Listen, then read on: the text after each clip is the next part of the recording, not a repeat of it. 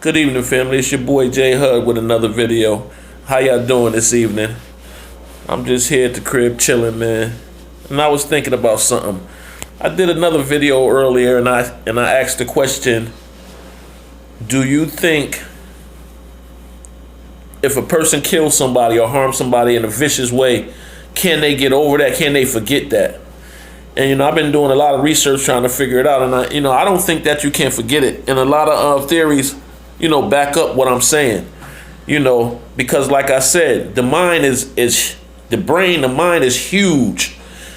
It's wider than you might think. It's wider than the sky. It's wider than the ocean. And we store a lot of memories in our brain.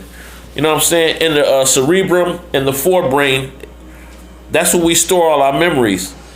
And then it's covered by the cerebral cortex, and that's the part of the brain that, stores a lot of stuff. You can have a short-term memory that you might can forget some things. Like if you say a phone number, you're going to probably forget it quickly. But if you keep repeating it, you won't forget that phone number.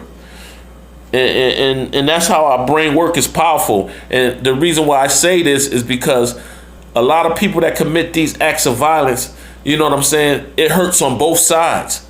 Because on the victim side, if it's too much trauma for them to handle, they can disassociate themselves from reality. And that causes all kind of mental health issues for that person.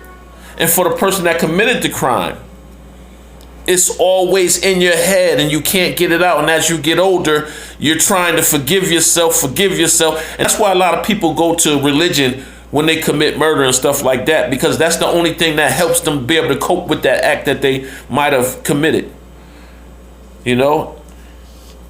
And like I said, if you overwhelm yourself and it's too much for you to handle in your brain, you can disassociate from reality and become someone else. Don't even know where you are at the time, like an out-of-body experience.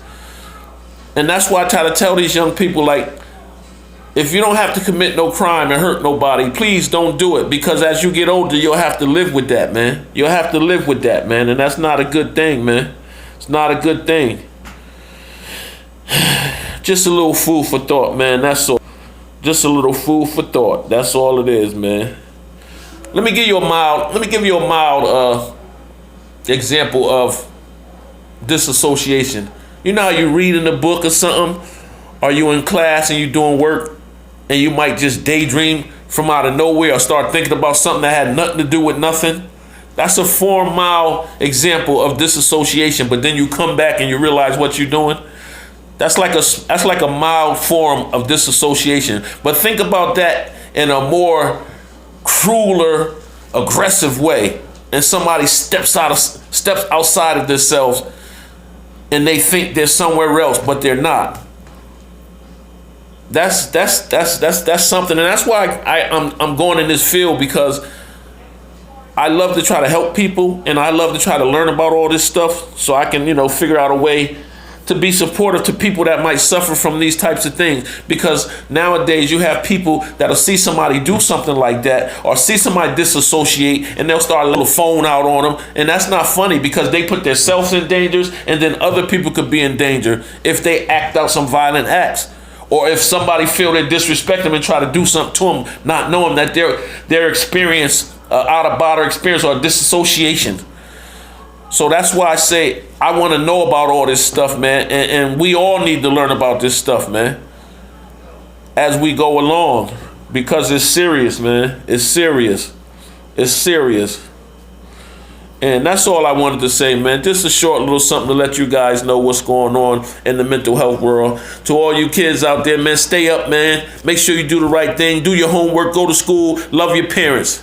I'm Jay Hud, and I'm out.